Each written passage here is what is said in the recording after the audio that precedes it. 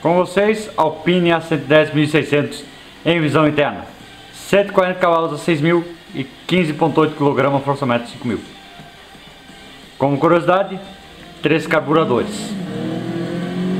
O motor ronca bonito, como vocês podem ver. E Clementinho trabalhando. Câmbio manual de 5 marchas. Uma raridade dos anos 70, né? Até hoje esse carro é idolatrado na França, pra você ter uma ideia.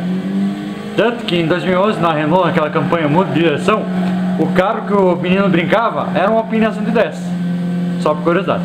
Ó, ficou fraco, o Clementinho teve que reduzir. Também o torque a 5.000, né? Vai ter que reduzir, não tem jeito. O painel é bonito, bem acabado, com carro dos anos 70 e completo, como esportivo. Só que ele é bem leve, ele pesa pouco, ele pesa 715 kg. É mais leve que um Clio 1000, pra você ter uma ideia. E eu vou deixar um pouquinho do ronco pra vocês. Teve que reduzir, não tinha jeito. Ou reduzia ou não subia. Aqui ele teve que fazer a manobra. Aí ó, agora dá pra ver. O Clementinho tá adorando o assalto. Só que depois vocês vão ter Clementinho na terra.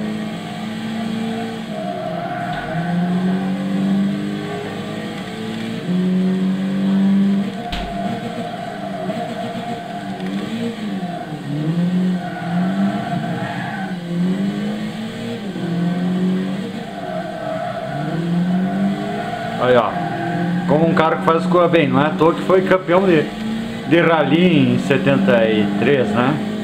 Não é à toa, graças ao bom ser dinâmico. Não é à toa que o Jean Redelé é uma lenda. Se gostou do vídeo, dê aquele like básico e até a próxima. Tchau.